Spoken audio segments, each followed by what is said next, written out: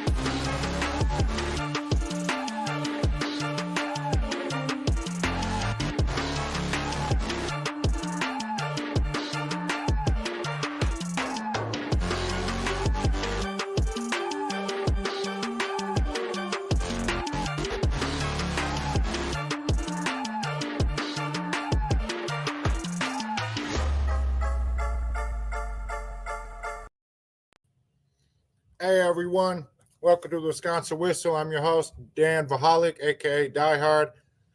For everyone who didn't see the news today, Chris Middleton got traded to the Washington Wizards. Him and AJ Brown, plus a second round compensation, 2028 draft pick, went to the Wizards. I just looked up the Bucks draft picks, and I did not see the 2028 second round available. So that was a surprise to me. So I don't know what other draft picks they have. I thought they only had 2031 and beyond. The Wizards sent Kyle Kuzma and Pat Baldwin Jr. plus a pick swap. I did not catch the year on the pick swap. Personally, I don't really care what the pick swap is. The Bucks don't really get involved in the draft too much, so didn't really pay attention too much to the pick swap. So we'll get into that today. Marquette lost to UConn on Saturday and then had a very tough matchup against St. John's last night, which, again, they lost. I'll definitely be getting into that game, as that was just an awful, awful game. Both actually were pretty bad, but last night it was just a lot of frustrating things that happened, and what Marquette needs to do moving forward as they look towards the end of the season and going into the Big East tournament, including March Madness when that comes. And there's a couple players on the trading block now, one via team, Cooper Kupp. Rams said that they are looking to trade him, and Myles Garrett requested a trade out of Cleveland. This is significant because the Packers have a need at both of those positions, so trying to get your hand involved in that is definitely going to be important. So I'll dig into that a little bit as well. And Khalil Mack is also out there, so I'll dig into all that, talk a little Packers, definitely talk a lot of Marquette and Bucks. Definitely want to cover that trade. You're listening to the Wisconsin Whistle on IE Sports Radio, your direct feed for all that is sports. I want to hear a quick shout out from our sponsors, Planet Jerky, Vital Apparel, Steal the Deal Wax, and IE Sports Radio.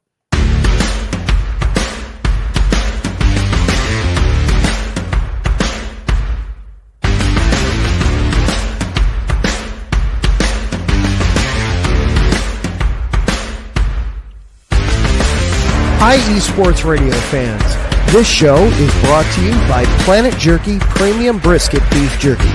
Planet Jerky is the official jerky of the 2022 California League champion Lake Elsinore Storm. single-A affiliate of the San Diego Padres. This all brisket jerky has gluten-free options, contains no MSG, no sodium nitrate, is low in sugar, and high in protein. Go to their website at planetjerky.net and follow them on Instagram at Planet Jerky. Planet Jerky, the jerky that's on a whole other planet.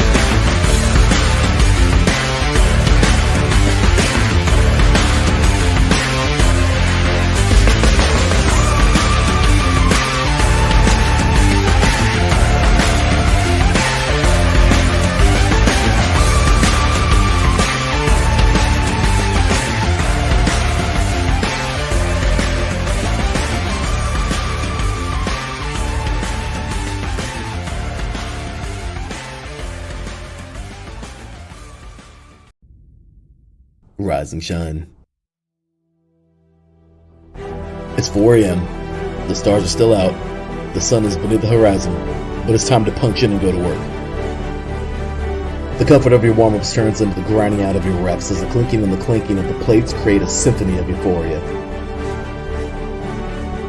There's no other feeling like it. Earn it, burn it, and take what's yours. IE Sports Radio has proudly partnered with Vital Apparel, a brand that not only fits great, but also promotes and donates to mental health research. Use our code IESR to get 15% off their comfortable and inspiring gym wear and help them on their amazing journey to support mental health.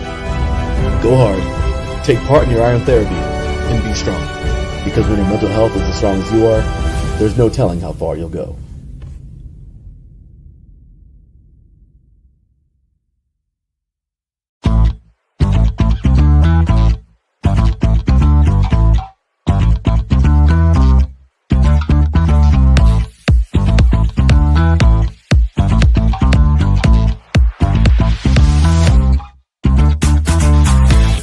Hey there, IE Sports Radio fans. Be sure to check out our sponsor, Seal the Deal Wax Seals by Cecilia B. You just finished your very own wedding or baby shower invitations and you're looking for that extra special touch? Maybe you just wrote a letter to a relative or a friend and you want to add to their smile when they receive it. Then seal the deal with Cecilia's handmade sealing wax stamps for your invitations, letters, and gifts. You bring the deal, we'll bring the seal. You can find them on Instagram at sealthedeal_wax stamps and on Facebook, Seal the Deal Wax Seals.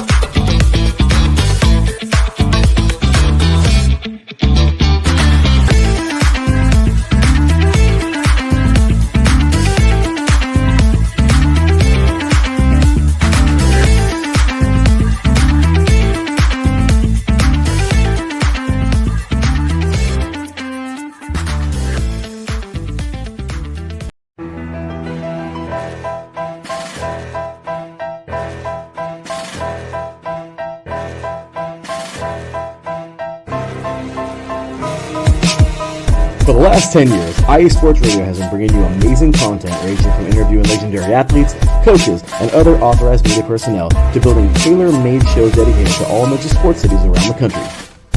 Make sure to follow us at IE Sports Radio on X, Instagram, Facebook, TikTok, and YouTube to keep up with the latest in sports and with all of our shows. Also, make sure to check out our daily updated website at iesportsradio.com. At iesportsradio.com, you can see our daily show schedule and check out all of our show pages with personal bios to learn a little bit more about each of our awesome hosts. In addition to our show pages, you can catch the IE Sports Radio blog, Hall of Fame, Fans of the Month page, and our merchandise shop including t-shirts, tank tops, caps, long sleeves, hoodies, and more. For now over a decade here at IE Sports Radio, we've continued to be by the fans, for the fans, and we thank you all for your support and for making IE Sports Radio your direct feed for all that is sports.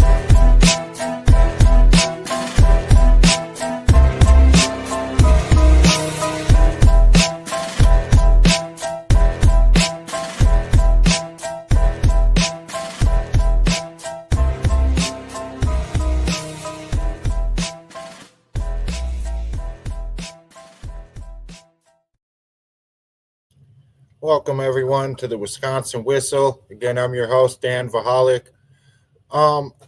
let's jump right into this trade. So the Bucks really listened to me. They got rid of Chris Middleton. Now, before I get into the details of the trade and everything like that, I really appreciate what Chris Middleton brought to Milwaukee. He was a vital part of the offense and the team during our championship run in 2020, 2021. He's an all-time great for the Milwaukee Bucks. They've had fantastic players. However, he has the franchise record for career three-pointers with 1,382. He had 12,586 points with the Bucks, which is the third leading scorer in franchise history behind Giannis and Kareem. He ranks second in team history in games played and minutes played, only behind Giannis, and third in assists. So, you know, he did a lot for this organization, but the past couple of seasons, he hasn't been his same self. And this year, you really saw it. You saw him not perform on defense. You saw him, disappear completely in games. He had 2 back-to-back losses, like I talked about last week, where he scored 0 points, looked like a statue on defense, played hip defense, did nothing on offense, and then he comes out against the Spurs and plays super well. I think he went 8 for 8 before missing a shot. So you just didn't know what you were getting from Middleton. And while I'm happy that the Bucks improved because I really like Kyle Kuzma and I think he'll fit in the offense extremely well, Giannis even gave an approval for this. But the problem with this trade, I don't know if it's a problem, but my opinion about it is it's kind of wrong to send Chris Middleton to the worst team in the league. We go to the NBA standings. The Bucks are 26-22, which leaves them 5th in the Eastern Conference playoff standings. The Wizards are 8-41. They're 31.5 games back of the Cavs, so they're not in playoff contention at all. Everyone knows that. But the next best team is Utah at 11-37, so they're 3-4 games back from 3.5 games back, just to even be out of the cellar, be not the worst team. So sending them to a team where it's a bunch of young guys where, is he going to start? Is he going to still come off the bench? All these guys can't even show him around the city. Half the team can't drink legally. So, I would have liked to see him go play and maybe end his career or play the final years of his career with a better, more competitive team. But he is out of Milwaukee. Milwaukee saves money on this deal. Middleton has a player option next year that he's going to jump into. He's supposed to make I don't have it written down. $34.1 million. Kuzma's making $21.9 million next season. So it's like a $12 million savings for next year, $8.5 million for this year. It actually dropped them below the second apron line. So those are all positives. We saw what the Bucks look like against the OKC Thunder a couple nights ago. We saw what they look like without any of the players that we have. Dame, Giannis, Lopez, Portis, Middleton. Everyone was out. They started Taurean Prince, Chris Livingston, AJ Green, Andre Jackson Jr., and Ryan Rollins. Just as a foresight, when you look into this game, there's not much to really look at. Other than A.J. Johnson played significant minutes, actually led the team in minutes. And that's why I wanted to highlight this game a little bit. So the Bucks lost. They had nobody playing. OKC scored 39 points, and 38 points in the first 3 quarters, respectively. And then they scored 9 in the fourth quarter. That's when a lot of the bench players and younger players did play, and so you could see, the development of that. But in this Chris Middleton trade, we traded A.J. Johnson, who we just drafted last year, and he was supposed to be this very, very good player who should fit in nicely with the Bucks for, the upcoming seasons and mesh well. But he was very raw and needs some time, so he's been playing a lot in the G League, getting a lot of minutes down there. And we ended up sending him along with Chris Middleton to the Wizards. The Wizards really were interested in him, thought he fit very nicely with the team. And trading him is kind of like a hit or miss for me. I think the Bucks really improved with getting Kuzma. Trading away AJ Johnson though it had to be done though. It definitely had to be done as part of this. He did score 13 points against OKC in 29 minutes. So 4 assists, 4 rebounds. So you could kind of see, him out there getting game experience. The Wizards think that he's going to mesh very nicely with the offense, with the young guys that they do have. And that's going to be, very good for them. With the Wizards getting Chris Middleton, the Wizards don't plan on releasing him, don't plan on trading him, but rather they're hopeful that he can develop with the team, prove himself, really redeem himself, and get some trade value out of him in the offseason. The contract's going to be tough, like I said before in previous weeks of even trying to trade him. So getting this trade for the Bucks was actually very impressive, especially after that just mega deal. I have to talk about the mega deal. Luka going to the Lakers for Anthony Davis. So we all know what ended up happening with this when stuff came out.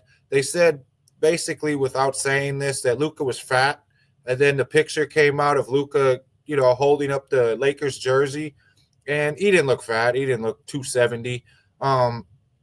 Anthony Davis going to the Mavericks. The Mavericks look at Anthony Davis as a defensive player that they need.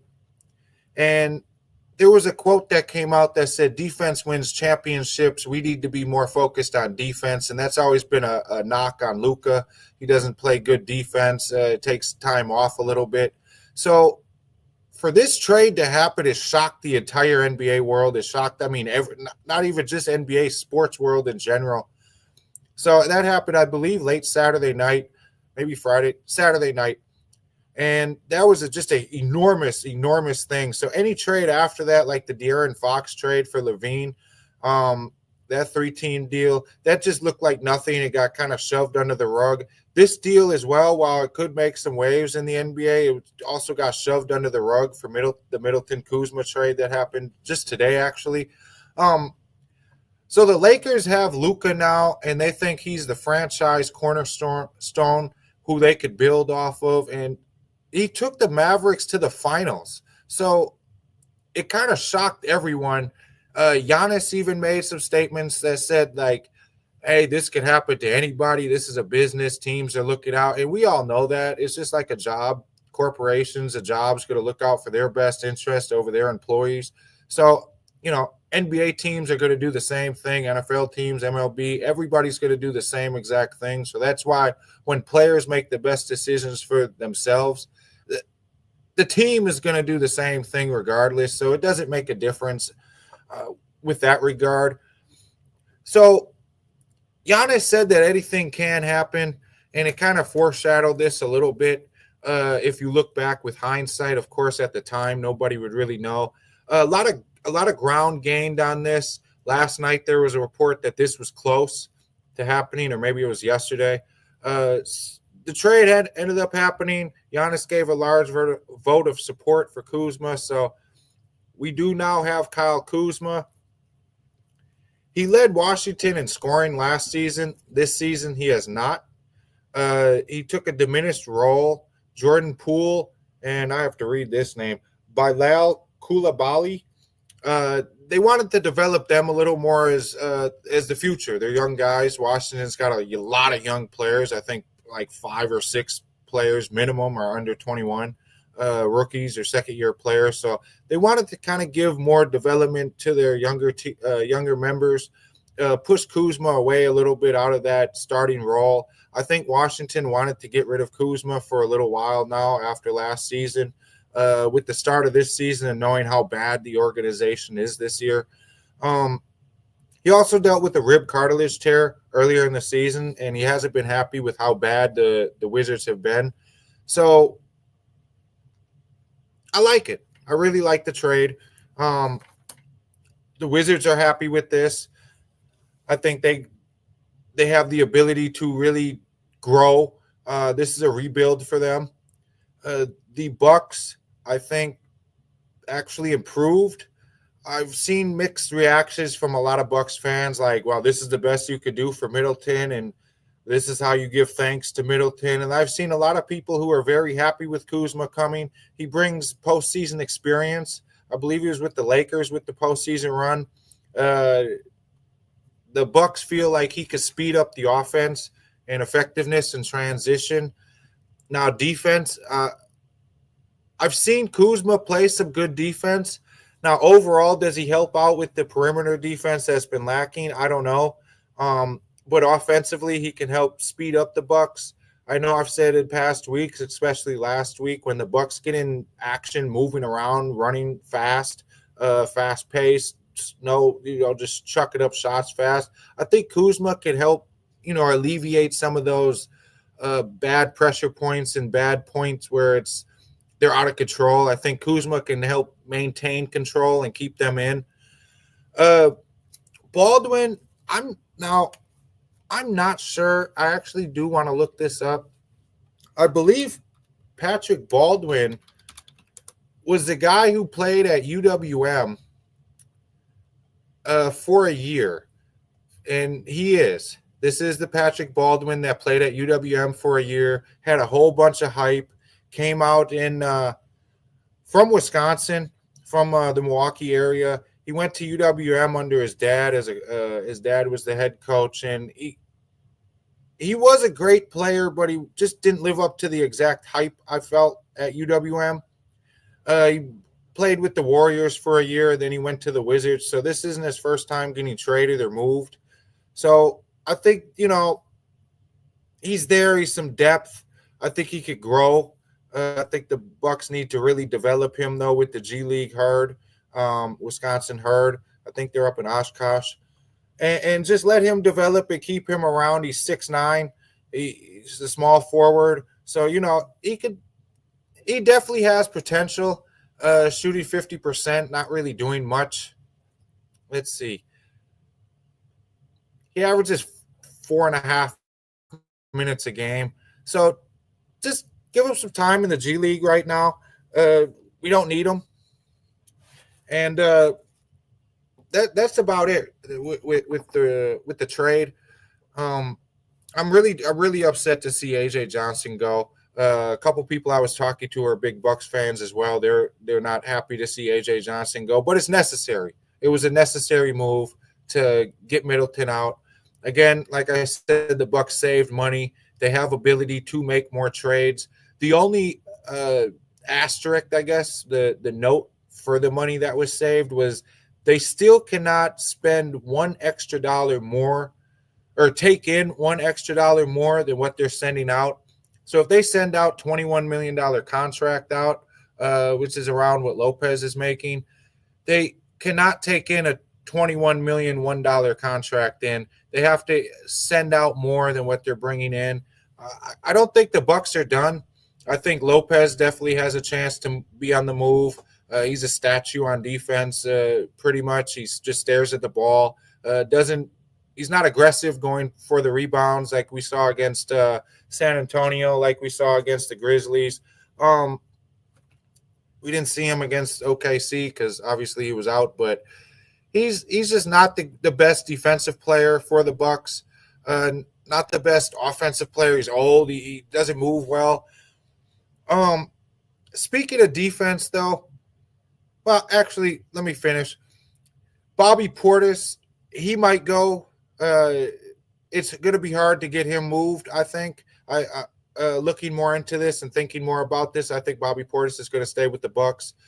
He's back tonight, actually. The game started. Shout out to the Score for keeping their they have like you select your favorite teams on the Score app, and now they just started. I seen it yesterday. They just started putting it up on my main notification screen on my phone, so I could see the score on live time. Like there's 2 minutes to go in the first quarter, and the Bucks are up 8. So Portis is back tonight. He dealt with the issue right after the Heat game where his grandmother passed, so T's appeased to Bobby Portis and his family, but he is back tonight playing. I don't think he's going to get moved. He has a player option. They're saying, reports I'm reading, that he's going to not sign the player option and try to get more money. So if the Bucks don't want to pay him or don't want him, just let him go.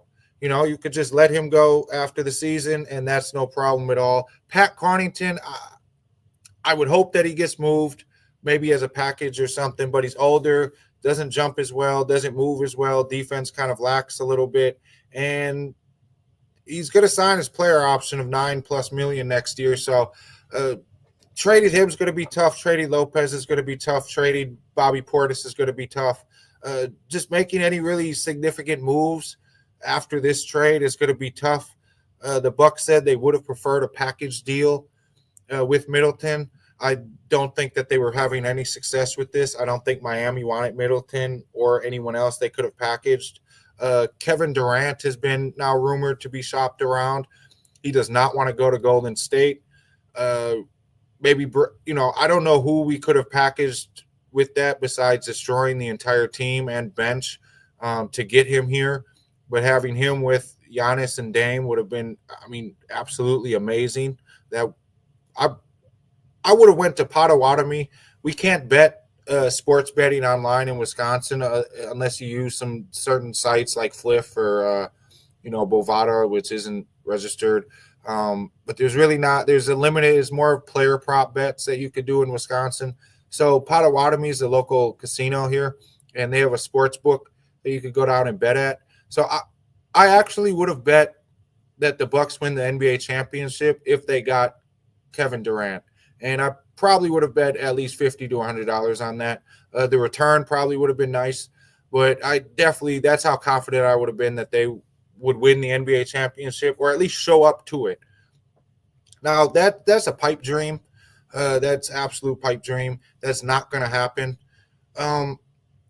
But speaking of pipe dreams, the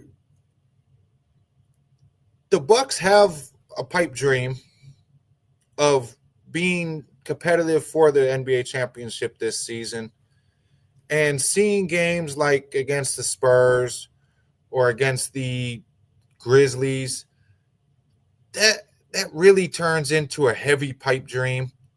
You lost to the Grizzlies 132 to 119, and you lost to the Spurs 144 to 118. Now, losing to the Spurs by that score would think, wow, the Bucks just got blew out the whole game. Actually not. The Bucks were up at halftime 71 to 70, and they scored 47 total points in the second half. That's notable because San Antonio scored 45 in the third quarter alone. Stops, they didn't make it at all. The defense was non-existent. Offense kind of slowed up. They got cold. Then, they just weren't making shots how they were supposed to. Free throws, again, kind of an issue. And that's going to be an enormous problem for the Bucks moving forward. If you cannot play defense, you can score as many points as you want, but if you can't play defense, you're not going to win games. The Bucks shot 43%, 32 from the 3-point line. Chris Middleton, again, he was actually probably the best player the Bucks had that night outside of Giannis, who had 14 rebounds and 35 points. Chris was 8 of 9 for 21 points. His defense, again, is hit or miss, but Andre Jackson Jr. didn't look good. He had a failed dunk attempt. Victor Wembanyama had 30 points, 14 rebounds. The Spurs just made everything. That's just what it looked like. They had 24 three-pointers. They just kept shooting shots. The Bucks couldn't get a stop to save their life at all. It was a very, very rough game to watch, to see. The Spurs are 21 and 24. So this should have been a game where the Bucks could have really pulled it out, or at least won, or should have won, and they didn't. And seeing this is very disappointing because, okay, Bucks have a bad game, whatever, but this is coming off a game against the Trailblazers where you kind of tossed the game away at the end of the game. This is coming off a loss against the Clippers outside of the win against the Jazz.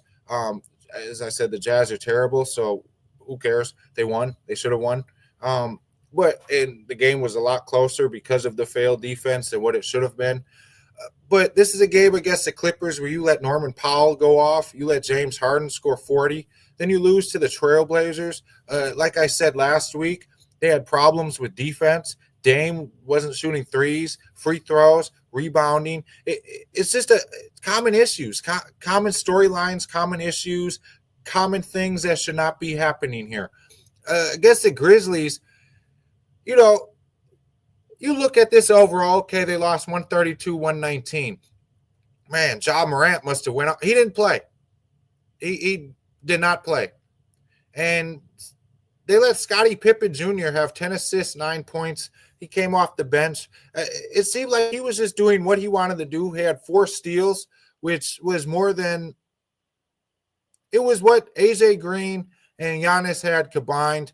The Bucks just didn't do what they were supposed to do. 21 personal fouls, no defense at all, missing shots. They shot 48%, which is fine, but 50% from the line, 57% actually. And again, the problem is the defense. They were competitive for a lot of the game. First quarter, Memphis was up 31-28. Second quarter, Bucks went up 2. Third quarter, again, Bucks are up 6. And then they get outscored by 19 points in the fourth quarter. If you want to have bad defense, have it for the first 3 quarters. That's fine. You could always make up points. It's always hard to dig yourself in a hole, but it's better to make up points or at least have like a bad, okay, I had a bad first half. Let's go into halftime, talk about this, rebounds, good second half. But they came out and scored 41 points in the third quarter, but allowed 37. So it's like, well, you score a bunch of points, but then don't play defense. We'll score a bunch, but we'll allow them to score a bunch too. And that's not going to work. And then the fourth quarter comes, your offense shuts down.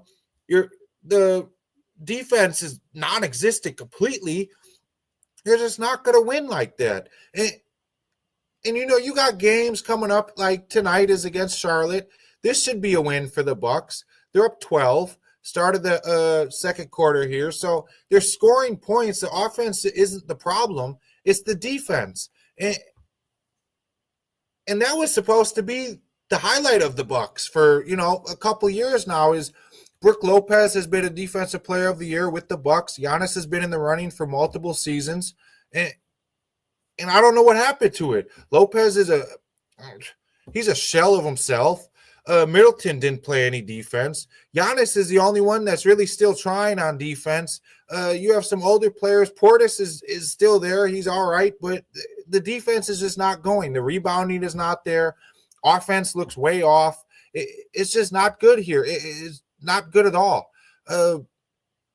While they were doing their winning streak, they were hot. It was kind of between, I'm going to say, the Heat game where they won by 30, all the way down to their last loss against the Trailblazers and Nets back-to-back. Their defense has been all right. Outside of the Knick blowout, the defense has kind of shown up. They held the Magic under 100 points. They beat the Kings by 15. They beat the Raptors by 18. They beat the 76ers. They beat the Magic 109-106. They beat the Spurs and shut Wemby down completely after the first quarter. So seeing the game this past week where, Wemby just kind of did what he wanted to do down low. He dunked over Giannis. He dunked over a couple other players. He had this stupid 3 in the third, I think it was the third or fourth quarter, where it was like a one-hop jump 3, he just kind of threw it up there. And once that went in, I said, oh, this game's over. It's done. And that was pretty much it. They just tossed the game away and let the Spurs just do whatever they wanted to do. And that's not going to make them win anything. Last year, they came into the playoffs. We had high hopes, high ambition and stuff, and fumbled right out of the playoffs. I'm sorry, but this year is going to be the same thing unless the defense turns it around completely. And I really don't know what to say anymore. Outside of defense needs to improve. They need to actually start winning games on the road. And and just start playing better basketball. You can't beat the Cavs, Celtics, or Knicks. Bad teams you play against, the Nets and the Blazers, you can't beat either. You can't beat the Spurs. They're not a playoff team right now. I don't know what else to say other than they have a lot of work to do. I hope Kuzma comes in and is ready to put in the work. I hope he flows with Dame and Giannis on offense very well. But I hope he really establishes a nice perimeter defense, gets in front of players, and helps put a fire under the entire team and organization to start playing defense, start limiting points.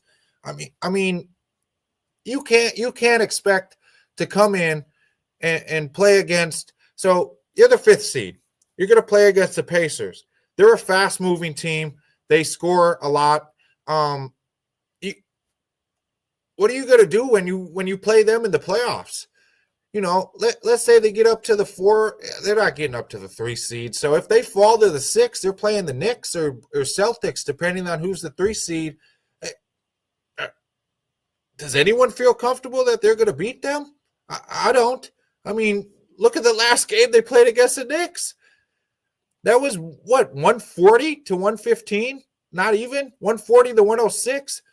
Jalen Brunson, Josh Hart, you're not going to slow those guys down. The Pacers, you think you're going to play against Indiana and you're going to stop Halliburton? I don't think so. Mathurin, he's been pretty good. I don't think so. Siakam, I don't think so. Obi Toppin, I don't think so. Miles Turner, not how we're playing. Maybe Giannis can kind of slow him down a little bit, but he's also got to stop Siakam because I don't trust Lopez to do that. And both those guys can shoot. Siakam, I don't really see as a 3-point shooter, but they can kind of shoot from the floor. They can do stuff. They can move the offense. The Pacers can move fast, and I have no confidence in the Bucks. I really don't. I like Kuzma. I think he's better than Middleton. I think Middleton was a statue of himself, and I really hope for the best for him. Just injuries derailed him. His defense is lacked. His offense is hit or miss. And the Bucks really upgraded with this while kind of, they sent away a future player who could turn out to be nothing, or he could turn out to be, the next star. But this trade helps the Bucks this year. It improves them now, and that's all that matters. And I look forward to having Kuzma on the team, messing with Giannis and Dame. Hopefully the defense figures it out. Hopefully Kuzma really improves the defense, because the offense isn't the problem overall. Putting up 115 points, 120 points in a game, that you should be winning most of those, if not all of those games. But allowing teams to score 130, 140, dropping 45 in a quarter, you're not going to win like that. You almost scored 100 points in the first half against OKC. Granted, you have nobody in, you have no stars in, but you think if we had all our stars, Shai Gilgeous-Alexander isn't playing more than 22 minutes, you don't think he's scoring more than 34 points, doing more? They played him in the championship, and the Bucks won. They won the NBA Cup this year. So they have it in them, but it's just, I don't know, if they don't know, I don't know. They held the Thunder to 81 points in the championship cup and NBA Emirates Cup. So, I don't know. They definitely have it in them. They could definitely play defense. They were top 10 in defense, but lately they haven't been. Lately they haven't been even, they haven't done anything on defense, and that's not going to win a championship. Giannis comes out there and plays and puts his all into the team, and my biggest fear is that Giannis is going to get upset and want out. And unless the defense turns it around and the Bucks can make a competitive run towards the cup, or at least towards the championship, and at least get past the first round, I don't know how much longer Giannis is going to want to stay and deal with this. It's still a long season. NBA All-Star Weekend is coming up here. Actually, it's Valentine's Day weekend, so it's coming up next weekend, not this one, next. So, hopefully we come out after the All-Star break and really push it into high gear. Still a lot of season left. As I said, we're only 26 and 22. That's 48 games. There's an 82-game season. So, we still have 34 games left. And they really have to turn the defense around to be competitive. Tonight it seems like they're playing all right defense. Actually, not really anymore. 41-36 in the second quarter. So, hopefully they play some defense. I'm really looking forward to Kuzma getting in here, seeing how he messes with the offense. Now, I don't know if who's that's gonna push to the bench. I don't know. Giannis was supposed to play tonight. I guess he has not entered the game yet, so he must be out. The reports I read was that he was going to play tonight. He was probable. So I guess he's not playing tonight, so I'll give him a break. This is the team that you're going to get without Giannis right now. But Kuzma, I'm looking forward to seeing where Kuzma is going to fit in the lineup. I'm going to say Taurean Prince goes to the bench. Kuzma starts over him. They run with Dame, Andre Jackson Jr., or Taurean Prince. They might flip-flop them. Kuzma, Giannis, and Brook Lopez. And I look forward to when he shows up, is able to play. Maybe it might not be next game, but probably the game after. But I really look forward to him. And hopefully the Bucks turn it around and start winning games, play defense. Speaking of defense, Marquette last night lost to St. John's. They lost to UConn on Saturday. Defense, the same story as the Bucks. Free throws, defense, the same story. Way too many fouls. Last night, actually, against St. John's, I do want to mention, I have this written down. St. John's out-rebounded Marquette 50-28.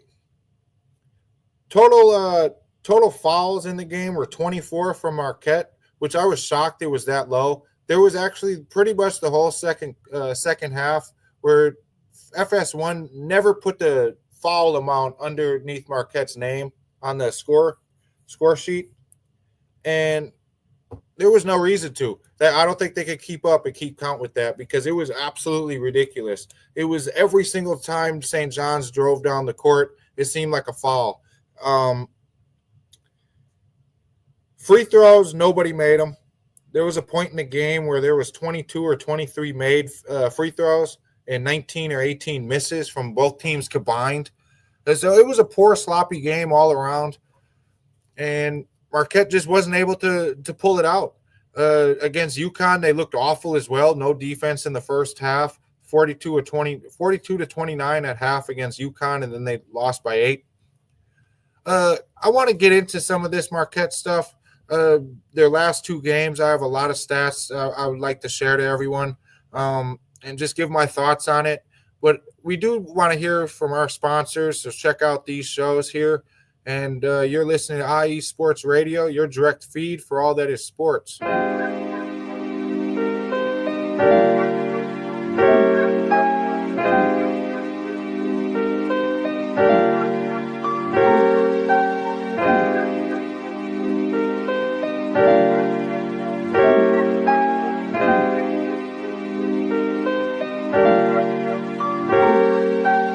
Hello, ladies and gentlemen. My name is Davidson. It's your boy, Dyhard Live. And we're the hosts of Fast Break here on IE Sports Radio, where we discuss everything in the world of basketball from prep to the pros. You guys should definitely check us out, man. Sunday, 8 p.m. Eastern, 5 p.m. Pacific. We got all the basketball information you guys need, so we look forward to you guys listening in. And please do, because we are the best basketball show on this side of the Mississippi. And please do check us out on Twitter at FastBreakISR. D-Lock, where's our time again? 8 p.m. Eastern, 5 p.m. Pacific. That give you guys plenty of time on a Sunday. Tune in.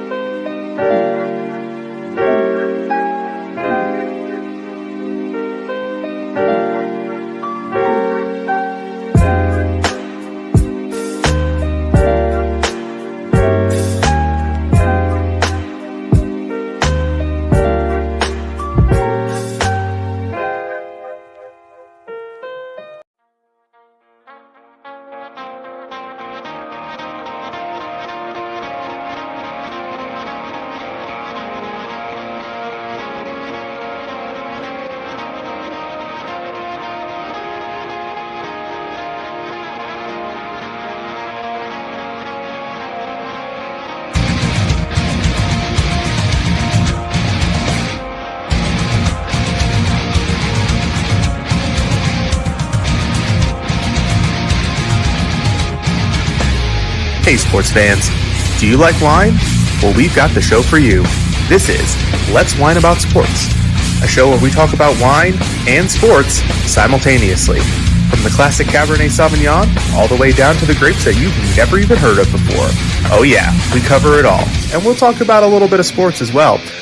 Football, hockey, collegiate, women's sports, it doesn't matter. We're going to talk about it all, and we're going to whine about it all. So join me Monday at 8 p.m. on IU Sports Radio, your direct feed for all that is sports.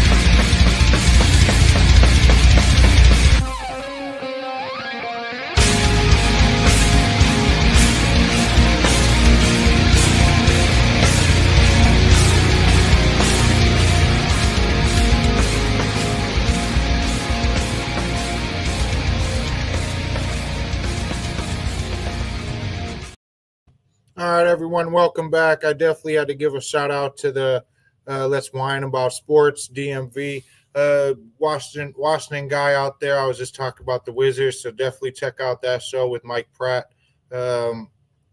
Also, I wanted to mention that we're doing a Super Bowl extravaganza this Sunday for the Super Bowl. I'll be on at 10 a.m. We're all starting at 7 a.m., I believe, Central Time, 8 a.m. Eastern. Just getting everyone ready for the Super Bowl, so don't miss that. Check it out. Check everyone. On the bottom, I have everything that you could follow from Instagram, Facebook, TikTok, YouTube, X, IE Sports Radio, your direct feed for all that is sports.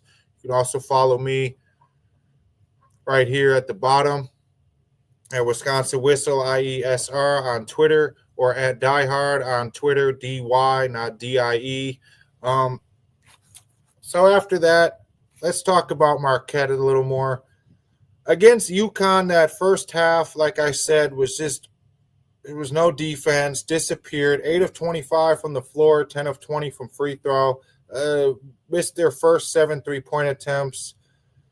UConn had 25 turnovers. And you just couldn't capitalize because they shot 60% from the field. And playing against a team that's third, is third in the East Big East standings, that's not good. That's not good, especially when you play against teams that are less, teams that aren't in the top 4, top 5 of the Big East. You know, they struggled against DePaul, like I talked about, and who's 2-10 in the conference. Actually, UConn is now 4th. Marquette is 3rd. Creighton's 2nd in the conference. But you struggle against UConn. What's going to happen when you play in Big East tournament where you have to face Xavier, Nova, UConn, Creighton, St. John's? What's going to happen in the March Madness bracket when, again, you got to face Michigan State, or you got to face a team that's ranked a little lower because they're not as good this year than they should have been? But you play tough teams, or you play against a team that, you know, won their conference but's ranked real low just because their conference isn't good, and you lose against the Cinderella. You know, college basketball is a different animal because you cannot just trade and improve throughout the year. You have to physically improve your team and roster through practice and hard work and dedication each year. Or each season, each game, each week, each day. So UConn shot 12 of 19 from 3. Again, 60% from the field. They shot out the gym, and that's okay. And that is okay. But started slow like that, it dug them into a hole. They couldn't rebound. They not physically rebound, but I'm saying they couldn't rebound from the hole. And they lost. That's fine. You know, I'll take some losses. Can't be perfect. So I'll take whatever. You know, it's a slip up. That's fine.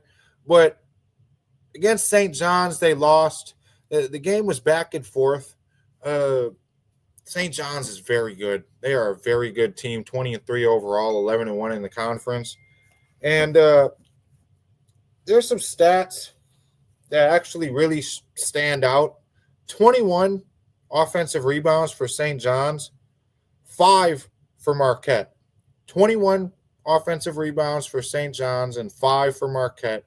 36-28 points in paint for St. John's, and 50-28 St. John's out-rebounded Marquette. And that's the story right there. Screw the fouls. Put them to the side. Who cares? Nobody cares about the fouls, but those rebounds, not getting second chance points, it killed them. Absolutely killed them. I saw so much last night of missed shots from St. John's. St. John's shot 3 of 16 from 3, 41% from the field. It continuously missed shots, and Marquette couldn't get boards. They couldn't get any rebounds. They had no second chance opportunities. Towards the end of the game, when they did have the chance for second chance opportunities, they tossed the ball at the backboard. They tossed the ball out of bounds. Even on defense, when they tried to get the ball, they would swat it down. Literally hand it to St. John's to get the board and have a second chance, easy layup. You're not going to win like that. And then I don't know what was going on with the referee, but there was fouls consistently. Constantly. There are so many fouls. Like I couldn't believe what was going on. St. John's was in bonus plus with 10 minutes to go in the second half. Marquette was in bonus with 8 minutes to go in the second half. It was just fouls nonstop. David Joplin, 5 fouls.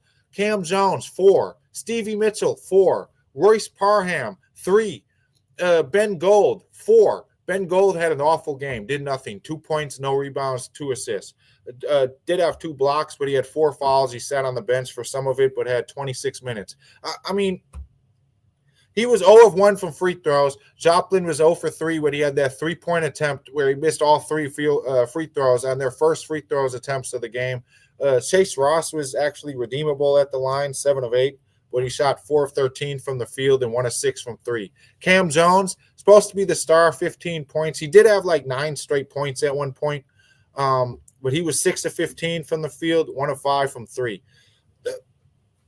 No rebounding. Missing a lot of shots, shot terribly, 40%. Fouled constantly. St. John's also was fouling, though.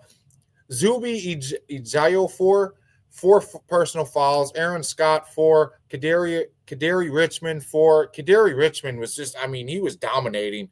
He was really dominating Marquette. Simeon Wiltshire had 4 fouls. There was a couple times also where, I don't know if Marquette and Shaka Smart tell their team this, but if someone has 4 fouls, make contact. Yeah, you might get a charge. I'd take the risk. Make contact, kick these guys out of the game. They have 4 fouls, make them get their 5th. You don't play. You want to play against the best competition. That's cool. But once they start getting in foul trouble, especially with 4 fouls, get them out of the game.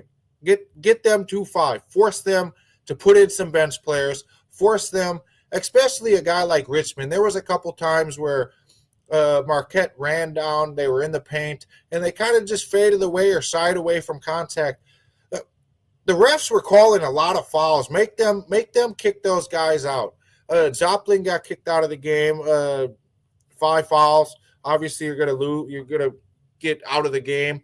There was a string. I got to bring this up so I can reference this correctly, but there was a string from Joplin that was just absolutely awful last night. So he had this horrible, horrible shot. I want to find it because it was like he had actually, there was a flagrant one. And I really was, I want to say the flagrant one that was called, I'm not seeing it when I'm looking at the stats that it actually held. Hopefully it didn't, but it definitely was a flagrant one. St. John shot 2 free throws with nobody at the line, and it was just a tough call. It was a block attempt, and that was a basketball play. I didn't think it was aggressive. I don't think it was over excessive or anything like that. St. John's luckily did miss both free throws on that. And like I said last night, the ball does not lie on that. So, I just had to bring that flagrant one up. That was just, that was asinine. That was just such a shit call. I couldn't believe that was even called as a flagrant, how that was excessive. It wasn't. It was just a fast-moving play. It's physical basketball. Let's see. There was a nice hook from Joplin. Then there was a foul by Stevie Mitchell with around 10 minutes left in the game. I can't find where it was, but there was a string. I'm not sure if it was on my account that I talked about it or the other, the main show's account. But there was a point where, like, Marquette fired up this just awful shot, the shit shot, and then came down, and immediately within 5 seconds, I mean, I just snapped my finger. That's how fast a foul came from Marquette. And it was like, what the hell are you doing? You know, you play the defense. Stop fouling. There was a point in the second half, actually, where it was like 7 straight possessions from St. John's where there was a Marquette foul. I can't even find where you could see how many fouls per half, but I'm pretty sure like 18 of Marquette's fouls, 19 of them were in the second half. That's how much fouling was going on. St. John's missed 13 of their first 23 free throw attempts, but made 7 of their last 8. And that's important because Marquette didn't have a field goal, not a free throw, but a field goal, regular shot, in the final 5+ minutes of the game. So not only do you foul consistently, when you get to, when you do get the ball, but it's late trying to come back, you couldn't do anything. You didn't make any shots. You don't get second half chances. You get out rebounded by 22 rebounds. You keep fouling. Mitchell went out. I believe Mitchell was fouled out of the game. I forgot even already who I said had 5 fouls, but it was Joplin. Sorry, Mitchell had 4. He didn't do anything anyway. He had 2 points on 1 of 6 field goals, Stevie Mitchell. So he did have 4 steals, which was nice. 10 turnovers, but St. John's at 14. You just can't play. You can't play basketball like that. And I'm not going to say it's fully on Marquette for all these fouls because St. John's was fouling too, but it's not fun to watch a basketball game where you have 42 fouls combined. I mean, literally there was 49 free throw attempts from both teams. They only made 29 of those. This is not fun basketball seeing that many fouls. But that's what happens. That's the refs you get, and you have to make your free throws. You have to shoot and make shots, and you have to rebound. You have to rebound. That's a must. And this was definitely a winnable game, as St. John's didn't play their best game, didn't play their best basketball. I did want to note that St. John's has 5 wins, shooting under 40% on the season. Marquette has 3. The rest of the Big East Conference has like 1 or 2 combined. So they can win without shooting the basketball well, but if Marquette's not going to rebound, they're not going to win. If they're going to foul like how they do, they're not going to win. And that's just unacceptable ball. So I really hope Marquette figures this out on offense with rebounding, especially offensive boards. They had 2 from Demarius Owens. Well, they had a total of 5, actually, but Demarius Owens had an offensive rebound. Zayd Lowry had an offensive rebound. You're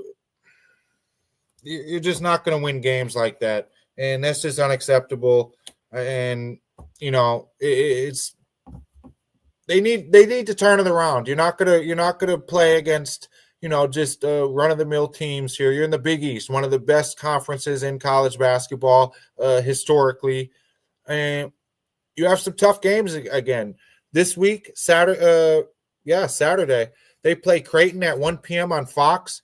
Creighton's number 2 in the Big East. You play like how you did against UConn, not going to win. You play against how you played against St. John's, not going to win. Then they get DePaul, Seton Hall, Nova, Providence, Georgetown. But you know how they end the season? Same stretch as the last 2 games. At UConn, home against St. John's. So, you want to end your season on a strong note before the Big East tournament. You got to beat the two teams you just lost to. And Creighton is going to be a very tough game. They beat them by 8 last time they played them. When was that even? That was early in the season when they played them, January 3rd. But you need Cam Jones to get off to a hot start. You need Ben Gold to rebound. You need good defense. You need Stevie Mitchell to make shots. Joplin to play. He's very talented. The Golden Eagles, Marquette is very, very talented. And, that was just unacceptable to get out rebound like that. Do nothing for second chance points. And I just hope that this turns around. This was just, we ran into a little hill and they turn it around, because playing like this in the Big East tournament, yeah, you might win some games against some shit teams, but you're not going to beat the good teams. And March Madness time, you might as well not push them past Sweet 16. You might not even make the Sweet 16 playing like this. So, they have work to do. Bucks have work to do. And that's it for basketball talk. I want to talk some Packers here. I know I'm at an hour. We'll probably go an hour and 15 tonight. I'll talk a lot, so I have 172 listeners. Maybe we get to 200 before I quit. I don't know. But about 15 minutes of Packers talk, I'll say it. I'll probably cut it a little short. But I do want to say some things with Myles Garrett, who requested a trade from Cleveland. That's going to cost a lot, just a draft capital. I don't think that, that alone is going to get them. But Cleveland, I actually pulled up the cap numbers. So it's $275 million cap for this year. Cleveland currently is at negative $34 million. So that means they have to get rid of $34 million on their cap just to be at even. And that's over 34. They have $39 million in dead cap. Getting rid of Deshaun Watson, that's not gonna solve the problem. I don't really know what Cleveland can do, but Myles Garrett doesn't want to be there. He said he's not playing football. He wanted to play there, go straight to Canton. He doesn't want to anymore because he wants to win championships. That's what players are known for, is winning championships. So he's gonna definitely command a lot for a trade. And the Packers definitely have to go after this. This is a big need for them on edge. They need an edge player. They need someone to pass rush. Getting Myles Garrett would be an absolute game changer. So I pulled up some stats from him.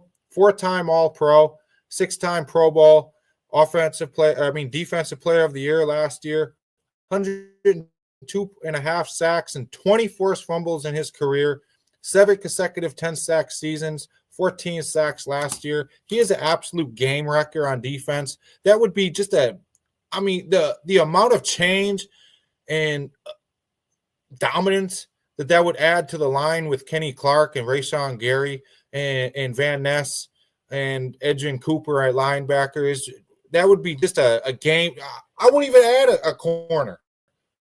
Honestly, I would just go draft them and get a couple depth players for corner and get rid of Jair to open up some more cap space. But if you get Myles Garrett, your defense is fine.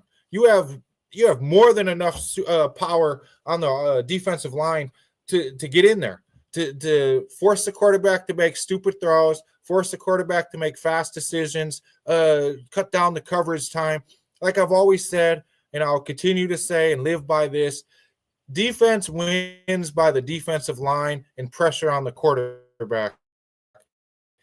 You get Myles Garrett, you get a player like Myles Garrett, Max Crosby, TJ Watt, you're going to do some domination. JJ Watt was like that too, but that defense is going to dominate. You're not going to allow 1 million passing yards per game, not going to allow 1 million rushing yards per game. Even if you allow 150, 200 rushing yards a game, if you limit the passing game to, low numbers or you force turnovers, you're going to win games. And that starts with the defensive line. And the Packers would kind of be stupid not to entertain Myles Garrett in trade offers, call Cleveland up. Hey, what is it going to take to get Myles Garrett? Who do we need to, what do we need to do to get Myles Garrett?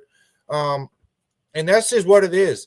Malik Willis, I loved him here. He stepped in for Jordan Love nicely. I would like to keep him as the backup. But, hey, Cleveland, your quarterback situation is a trash can. So Watson probably won't even play this year, injury, Achilles.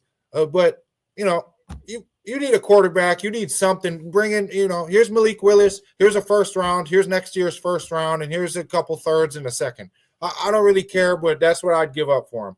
This year's first and second rounds. I'd probably give up next year's first and third and give him Malik Willis. And, I don't know who else they'd want, but I'd offer that. 2 firsts and 2 thirds. I'd either do 2 firsts and 2 thirds or a first and a second and a first and a third next year and get Myles Garrett because having draft picks in this year's draft, even though it's at home, and that would be, that would be very beneficial from a marketing standpoint. If you get Myles Garrett, I don't care. You could have the whole draft. Not literally, but you have Myles Garrett. That's a whole game-changing situation right there. Another player that the Packers need to get that's a very big need, and I would definitely entertain asking, what's it going to cost? I've actually read that it's a 6th-round pick, 5th to 6th round pick, late round draft pick, day 3. Just because of the $7.5 million roster bonus that kicks in the 3rd day of the league year for Cooper Kupp. Now, Cooper Kupp has expressed he did not want to leave the Los Angeles Rams. They said that the Rams, or they meaning the Rams, they said that they do not want Cooper Kupp anymore and are going to try to trade him. Will Cooper Kupp retire before they could trade him? I don't know. I don't foresee that happening, but that's also a possibility just because it just seems like he really doesn't want to leave. However, the Packers need a wide receiver. And if you want to go out and enter this bidding war for T. Higgins, be my guest because we need a top wide receiver, and I would welcome that with open arms. However, spending $30 million or more on T. Higgins is just not – I don't think that's the smartest decision, but they need a wide receiver. So if that's what they have to do, that's fine. However, you're going to strap the cap for other positions and other players unless you open up space with Zaire, but it's still strapping the cap a little bit. I'm not really too concerned about the cap. You want to spend it. You got the money, spend it, especially getting the playmaker like T. Higgins with Jordan Love, with Christian Watson when he's able to come back, with Romeo Doubs, especially when you don't know if Romeo Doubs and Watson are going to be with the Packers after this season, after 2025.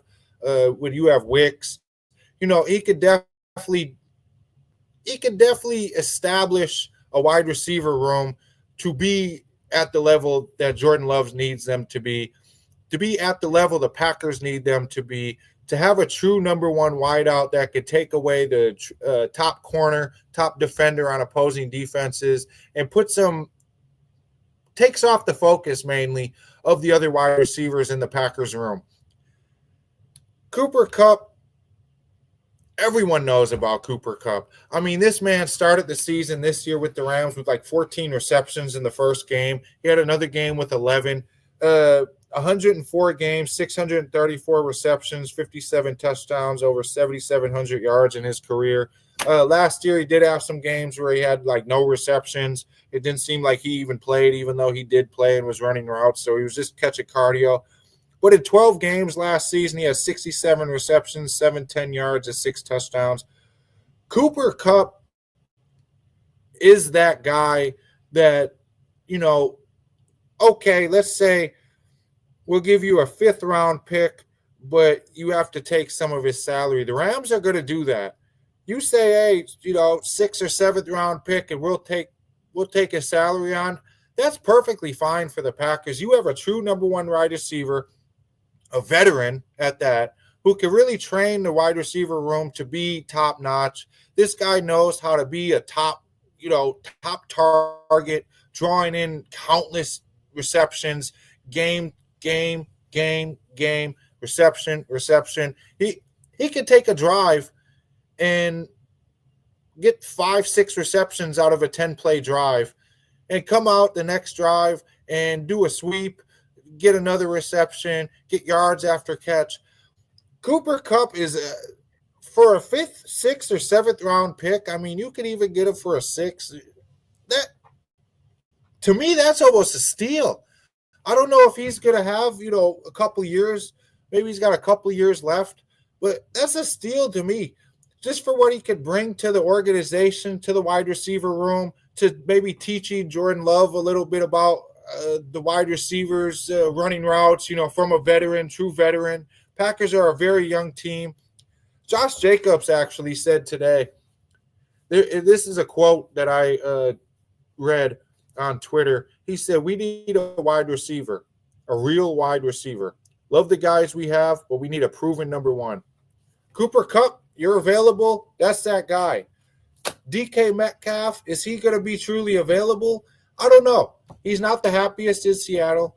Is Seattle going to want to move him with Jackson Jigba? And, I don't know. I don't think so. I think that is a prayer. I think acquiring Garrett Wilson is going to be a prayer. I don't know if the Jets keep Aaron Rodgers, and that's going to be the determining factor with Wilson, if he's going to do a trade request or not. They have a new coach, Aaron Glenn. I don't think he's going to want to trade Garrett Wilson. So those two players, unless they become actually available, I would definitely call and ask. Doesn't hurt to call and ask. Hey, is this guy available? No, okay. Hey, is this guy available? No, okay. That's okay. But unless you know for certain, for certain Cooper Kupp's available. You don't know about Wilson. You don't know about Metcalf. T. Higgins is available. I personally predict T. Higgins is going to New England. You have Drake May. They need a wide receiver, a true one. Demario Douglas isn't going to cut it. What's his name? Booty. He's not going to cut it. They need a true one. And they have $122 million in cap space. They know Drake May is a quarterback. They know he's the future. He's a fantastic quarterback too. So you want to bid against them? Tom Brady's in Las Vegas now. They just spent $6 million to make Chip Kelly the highest paid coordinator in football, offensive coordinator, and they have $92 million in cap space. You don't think they're going to go after T. Higgins? Washington the same way, maybe go after T. Higgins to pair with Scary Terry. Chargers are in big need of a wide receiver. They have Quentin Johnston, Ladd McConkey, but they have $64 million open. Minnesota and Detroit probably aren't going to go after T. Higgins, but Detroit, I wouldn't be surprised to throw that out there, especially because half their coaching staff just left. Tennessee needs a wide receiver. They also need a quarterback and pretty much an entire roster. Giants, again, need half a roster. Bengals have cap space. I think they're going to also bid for T. Higgins. They also have to take care of Jamar Chase, though. 49ers, I don't know what they're doing at wide receiver. I've heard rumors of Debo and Brandon Ayuk being on the move. Pittsburgh could go after him as well. Pair with George Pickens, get some more, wide receivers out there. Denver could go after him as well, especially with Bo Nix at quarterback. There's a lot of teams that are going to go after T. Higgins when he hits free agency, unless the Bengals are able to lock him up beforehand. And this is going to be a bidding war. I really feel like T. Higgins is going to become the highest paid wide receiver when it's all said and done. And I don't know if I want to be in on getting him at the highest point. It's going to be an inflated price. It's a bidding war. You have teams that are available to spend money, that need wide receivers, that want T. Higgins as their wide receiver, their top wide receiver. Packers are going to be one of them, and teams might try to outbid the other just to screw them. There's rumor that they bid at $31 million a year. Well, let's do 32, and that team never actually bid that. or there'll be, oh yeah, this team offered $32 million a year. Oh, we got to beat that. Let's do 33. And the team that bid at 32 would be happy if he came, but really didn't want him and just inflated the price. It's going to be a lot of back and forth, little kid shit, little games that are going on. And I don't know if I want the Packers involved in that fully, but they need to get a true number one wide receiver. So if they have to get involved, get them involved. If they grab Cooper Kupp, which I think is very affordable, I don't care about a $7.5 million roster bonus for a 32 or 33-year-old wide receiver. I don't care. It's Cooper Kupp, first of all. Second of all, it's Cooper Kupp. So you want to pay that, you're giving up a 6th or 7th round pick, go ahead. I'd even throw a 5th, but you got to take some of the money down. 6, I'll take all the money. I'll pay them out. It's fine. Just take a 6. We'll take them. I'd be perfectly fine with that. That would eliminate the Packers from the T. Higgins deals. And let's go after corner. Let's go after an edge. Speaking of an edge, I just read 2 days ago that the Packers are rumored to be serious contenders this year and in high competition for Khalil Mack. I have no problems with that at all. He is an older guy, but as you saw with the Chargers the past 2 seasons, he can still get after the quarterback. This guy is a beast. He's been a monster his entire career. He's still got some stuff left in the tank. You saw Von Miller come out. He's old too. He's still got some stuff left in the tank. I have no problems grabbing Khalil Mack. And one other little thing too that I think would be funny is I know he was with the Bears, but I would like to see him sack Caleb Williams a couple times. That would be fun. I know he's played with the Bears. Still a rivalry with the Vikings, rivalry with the Lions. Go out there, now you're with the Packers. Now you're with the team that is notoriously known for being the top of the NFC North, Titletown, USA. That's where you're coming to.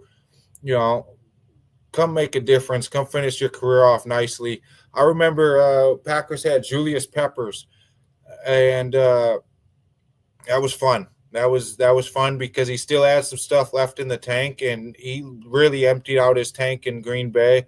And when he was talking with the Hall of Fame, when he got elected to the Hall of Fame, he was talking about his time in Green Bay, and he said those were a couple of his funnest seasons, most fun years of his career.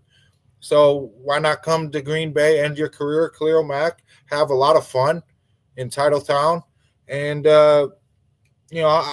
I would really welcome that. I think he would complement the defense and very nicely. He's got a ton of experience. Let me see. I can't remember how long he's played, but why not? Why not? 167 games, 107 sacks, 32 forced fumbles in his career. He had 6 sacks last year. He's 33, going to be 34. He's all 2010s team, 9-time Pro Bowler, 3-time All-Pro. Bring it on. Bring him in. I would love to see him, finish off his career with the Packers at a lot. I mean, he's had seasons of 15 sacks. 2023 had 17 sacks. You don't think like that could happen again? You don't think he's that far off from that? 10 pass deflections. Last year he had 9. Different roles. He's played outside linebacker both those years, listed at least as outside linebacker. Bring him in. I really look forward to hopefully adding Khalil Mack. Realistically, I'll say this. I don't think the Packers are going to get Myles Garrett. I don't think the Packers are going to be in on Cooper Kupp. I don't think the Packers are going to get T. Higgins. I think they're going to get some, not a true number one, but a complimentary wide receiver to add to the core room. I think they should go after Khalil Mack, and I actually think that they're going to get Khalil Mack. I think Jair Alexander is going to be a free agent. I think they're cutting him. And I've heard Darius Slay is going to be out there. Sadly, I haven't looked at the free agent list yet. I could do that now, but I said 15 minutes, so I don't want to keep going until like 8, 9 o'clock because I could probably talk for 3 more hours. But I really hope that Cooper Kupp is able to land in Green Bay. I'm half expecting Khalil Mack to come here now. Half expecting. I don't want to full expect to get my hopes up, but off season, the Super Bowl is Sunday. Chiefs Eagles. So once the Super Bowl ends Sunday, it's full off season. It's full go. Draft preparation is going to come really heavy. We just had the Senior Bowl and East-West Shrine game. So draft preparation is full go. Free agency is going to be full go. And it's crunch time. It's going to be crunch time to prepare for next season. It's going to be a long several months until August when training camp kicks open, or end of July rather. So, there's a lot of time, lot of time to improve, talk about the teams, what we expect. I will say, looking forward, I don't know if I'm going to do this show right before the season, the week before the season, or if I'm going to do this show. I might do both. It's a while away, so I might do a before training camp show. It just all Packers for about an hour and a half, and I might do it before the season. I might do both of a season preview show. So stay tuned for that in August, or late August, early September. But I definitely want to do that. Don't forget, we're doing a Super Bowl extravaganza on IE Sports Radio, starting at 8 Eastern, 7 Central, for Super Bowl day. Super Bowl is Sunday. Ravens Chiefs. So check all the shows out. We have pretty much everyone's doing a show. Everyone's going to be participating, linked together and stuff. So don't miss that. That's going to be fantastic. Follow all of us on iesportsradio.com. Follow IE Sports Radio on Twitter, X, Instagram, Facebook, TikTok, YouTube at IE Sports Radio. Follow me at the Wisconsin Whistle at WISC Whistle IESR, or at Dyhard. That's my personal account. Make sure to do DYHARD, not DIE. I'm not dying. Don't die hard. It's Dyhard. It was like a play on words there. And you're listening to IE Sports Radio, your direct feed for all that is sports. I will see you next weekend. I do want to give you a quick update on the Bucks before I leave. If my screen loads, the Bucks are up 14 with 5 minutes to go in the third. Have a great week, everyone. I will see you next Wednesday. Peace.